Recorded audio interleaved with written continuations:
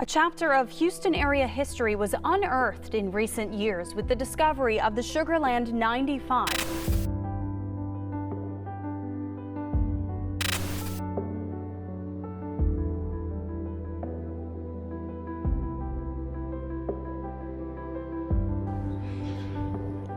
Hey, what's going on, everybody? I'm here at Bulkhead Camp Cemetery in Sugarland, Texas, here talking to Elliot Jordan. He joined us in Ghana last year, and we started talking about Sugarland in the interview, and then we came back and we did a subsequent interview not too long ago, and I said I was coming to Sugarland, Texas, and so here I am at this cemetery, this memorial site for 95 people who are believed to be the Sugarland 95 people who were believed to be leased prisoners, if you will. Yes.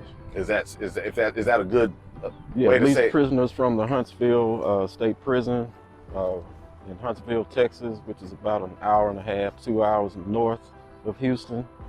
And what happened was in 2017, the construction of the James Reese Career and Technical School had begun, and they had found some human remains. And so construction was immediately stopped, and they discovered that this was a mass grave of humans that were African American and were leased prison inmates from the Huntsville State Prison to work on plantation, and this was after the Civil War. So after emancipation, and this is where the 13th Amendment comes in, where they were using the language to still allow slavery, so to speak, continue, after emancipation and after the Civil War.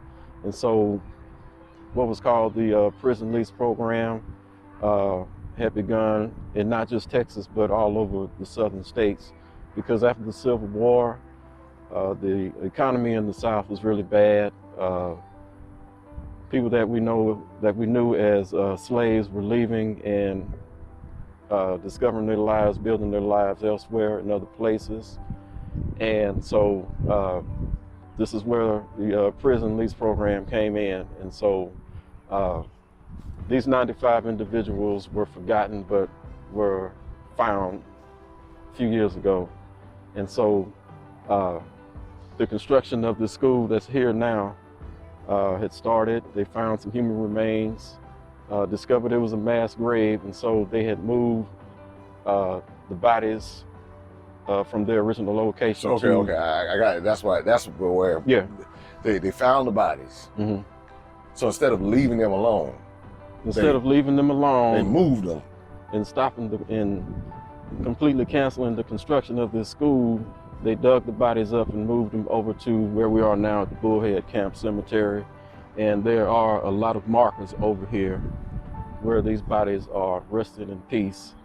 And so what is happening now at the University of Connecticut is they are going through a DNA profiling project to understand if these people have descendants, so their descendants can come forward and identify their family. And so Imperial Sugar is the company that was using this labor allegedly? Yes, Imperial Sugar, which started its business in 1843, and this is when Texas was a republic, but before Texas had joined the United States in 1845, 2 years later. And so even in 1843, they were employing slavery to work the land, for picking cotton as well as corn and sugar cane. Yeah, on the bag, it still says since 1843. On the bag, if you go in the store, Imperial Sugar. You go in the store on the sugar aisle, this. And you look at the Imperial Sugar bag, it will still say since 1843. So they're claiming all of this history before, during, and after the Civil War. Now, I could hear somebody saying, "Well, that's America. America was built on the backs of slave labor since 1776 and before then. Really, if we go back 1619 for America, what we know is America, when they say that the first enslaved arrived from Africa in America. Exactly. We know what's happening before in South America and Central America and all of that.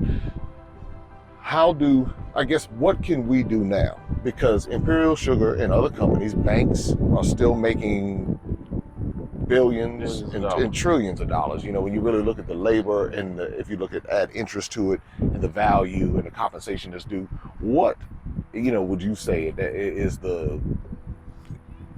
how do we reconcile that, if we can? I would say when the descendants come forward to apply pressure on the companies that profited off of their families' backs, basically. If it takes litigation, legal documentation, lawsuits, whether it's civil or criminal, I say let's do it. All right. Because this is a perfect reason to, pay reparations for. That's it. Hey, plain and simple. So you heard it.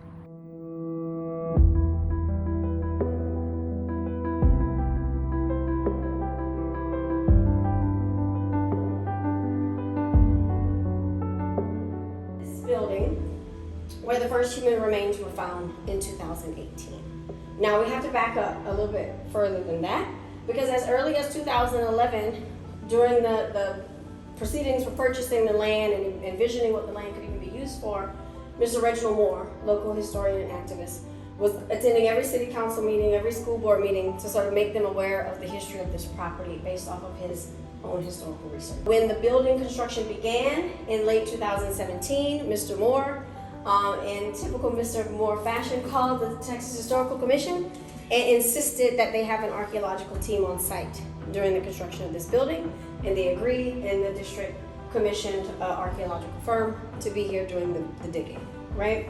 And so they began in October. They dug trenches and started building the building. It wasn't until they got to this side of the building, which was intended to be Wing E, that on February 19, 2018, the backhoe operator located the first human remains. Those remains were sent off for analysis, in which it came back that it was 98% not human. The chief operations officer was not content with 98%, so they sent it for a secondary analysis, in which it came back 100% human. So after having Mr. Moore's predictions and his research, and then the analysis come back, that started a months-long process of mass excavation and exhumation on this site. And so what we see here is that over the course of a few months, that was the landscape that you see out there. And in total, the remains of 95 individuals were found, 94 men and 1 presumed woman. Collectively, they are referred to as the Sugarland 95. Now, we know a lot about the Sugarland 95 as of today because of the hard work by a team of researchers. So it wasn't just the archaeological work that helped us to understand what we had, but we also had study of artifacts, forensics, bioforensics, and archival studies. The archival studies are critically important because they go back into the historical record. As a social studies teacher, I'm a fan of primary sources. And it helped us to find deeds, maps, bills of sale, prison records, to sort of help us get a better understanding of not only who those individuals were, but what the landscape was being used for. And so with that, we know now that this site was owned by 3 separate landowners, and majority of the time that corroborates for the cemetery, and it was used as a convict labor camp following the emancipation of slavery and the end of the Civil War. And so convict leasing is what we call a lesser known point in history. I have a master's degree in history, and I did not learn about prison labor in my studies. And so we have a unique opportunity with a unique discovery to teach about this lesser known point in history. Again, we're talking about machine-made nails, right? And so they didn't last over the course of time, 110 years roughly. And so you'll see those in the younger parts of the cemetery. Also, the cemetery layout is very important because I remind you that this cemetery was unmarked for over 110 years. It was not conveyed in any topographical maps, any land conveyances. It wasn't part of any record other than a 1908 Senate investigative report that mentioned the cemetery. And so because it was unmarked, it was along the banks of a bayou. I equate this to kids like this wasn't a place where you wanted to have a picnic. This essentially was marshy swampland along that bayou bed where they essentially used to dispose of the deceased. And so you can see sort of the scattered nature in the central area of the cemetery where the bayou, the waterbed actually is. And then the youngest part of the cemetery, again, you start to see some sort of rhyme or reason, a pattern in the burial. The dirt there overlaps with a period of time where there was a flood in Sugarland history, and so we know that following flood, we often see increase in mosquito-borne illnesses. So you had individuals passing away relatively short period of time, one another. So then that sort of gave some sort of symmetry to the cemetery in the younger part of the cemetery. And then the last feature on this panel is the roster, or the records of the deceased. Through archival research, the archivist was able to identify the prison records of 71 individuals who their record indicates were arrested and sent to work on this property as either Ellis Camp 1 or Ellis Camp 2 when they passed away. And so the work is ongoing by a group of independent researchers who gained a permit to the DNA work to be able to identify the names of the 71 with the remains of the 95 eventually, right? Currently, we don't have any matches, but we're getting closer and closer every day. The harsh conditions, the heat, the humidity, the swamp. Some of the books about convict labor in Texas and Sugarland said they were working in over a foot of water and mud by paid workers, convict laborers alike. Just for the harsh conditions, the heat, the humidity, the swamp. Some of the books about convict labor in Texas and Sugarland said they were working in over a foot of water and mud.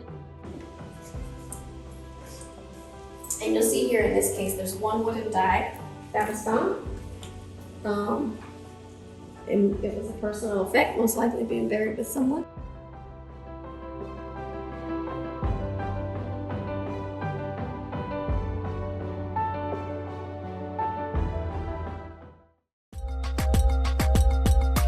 Open up your eyes and see all the fun and mystery.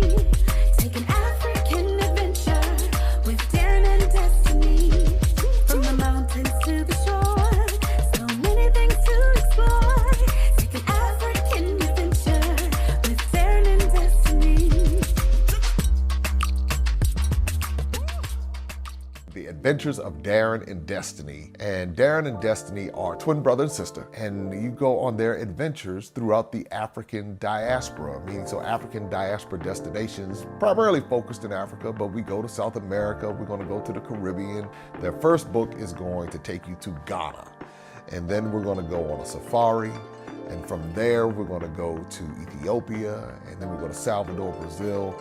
And what the goal is to be able to inspire curiosity in the continent of Africa, in our children from a very young age, and to really tell a more accurate story. Most of our children are exposed to negative images, late night infomercials about how bad things are, everybody's sick, everybody's poor, everyone's uneducated, but that's simply not true. So what Darren and Destiny and their family do is they go to different African destinations. They are learning about these different places. You're beginning to see positive images, but still telling the truth. I mean, that's the important thing, to tell the truth about some of the things that have occurred. But it's all done on our children's level so they begin to understand it. And it begins to pique their curiosity. They begin to learn more. And hopefully one day they will want to explore and visit the continent of Africa and its many countries. There's just so much that Darren and Destiny are able to do, and as they're doing it, it's like they begin to open the minds of a new generation, and they don't get bombarded and indoctrinated with negativity. They're actually able to see positivity and inspiring images and messages about the African diaspora, as well as those who are still indigenous to the continent of Africa, and they begin to learn more and just see things differently. So I'm excited about introducing the Adventures of Darren and Destiny.